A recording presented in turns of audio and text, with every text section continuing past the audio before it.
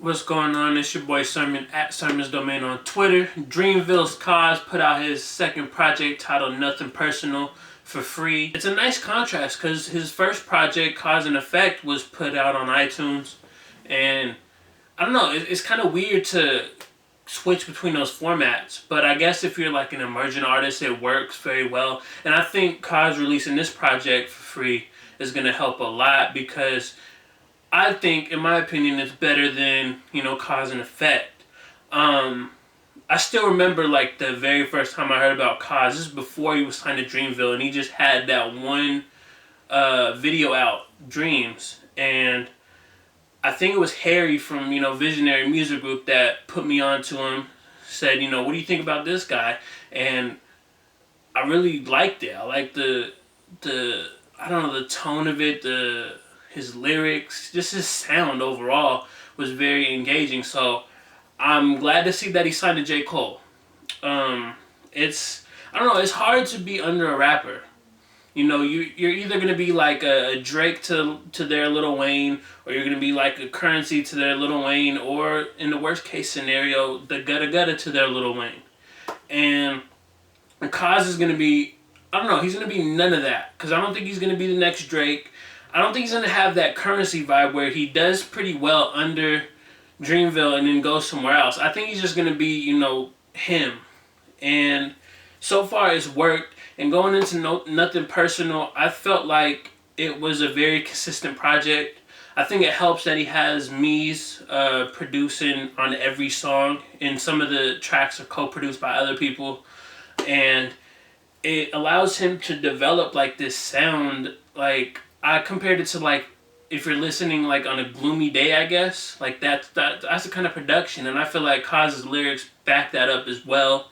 Like, he says things like, I grew like 5 years over the summer, no wonder why I'm so smart.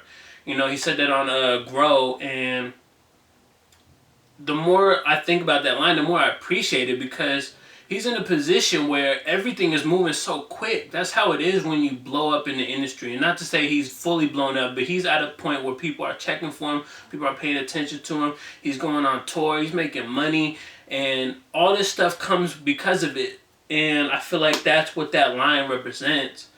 And, he had another line that said, I ain't get pussy for like 3 seasons, so if you think the grind is seasoned, keep dreaming. He said that on Who Said. Another relatable line. Anybody that's really, been on a grind trying to accomplish things knows that it's not paved, with, like, it's not a concrete road. There's not flowers and, candy and rainbows and all that stuff that some people might assume comes with it. It's a lot of work. And one of the sacrifices you might have to give up is, sex. And so I really connected with that line as well. I think this project shows off his diversity because you have a record like Grey Goose, where he's getting on like his sing rap type of vibe. It starts out with that Kanye West, that drunk vine where he's like, I'm kind of off that goose right now. And whatever else he says after that, all the little mumbo jumbo. And then and then Cozz goes into singing a little bit, like crooning almost, and rapping at the same time. And I think that's probably one of the most experimental records on the album. And he does it a few more times, like on Choice Today, on Tell Me, and on GWBW, Good Weed Backwoods. And I think it works on all the records I named except for the last one. Good Weed Backwoods is, I don't know, the hook just comes off kind of whiny. And that's the thing, like, these are just like the hooks. The Grey Goose is probably like that full on, but then you have Choice Today, which is more towards Grey Goose, but not necessarily the whole type of that. And then, Tell Me and Good Weed Backwoods are more along the lines of just like experimenting with the hook. So maybe those records came first, when he was making the album, and then he kind of experimented a little bit more. But regardless, I gotta say that Nothin Personal is a strong body of work. And I resisted the urge to say this, but I think Cozz is the best out of Dreamville. And I know people are going to click out of this video. That's you clicking the X at the top. that includes J. Cole. I've never been, that huge of a J. Cole fan. I respect him. I don't think he makes bad music, but I haven't connected with him on the level that a lot of his core fans do. I appreciate his music. I can't, like I said, I can't call it whack, but I feel like Cozz just really connects to me a lot more in a sense of, he's hungry and,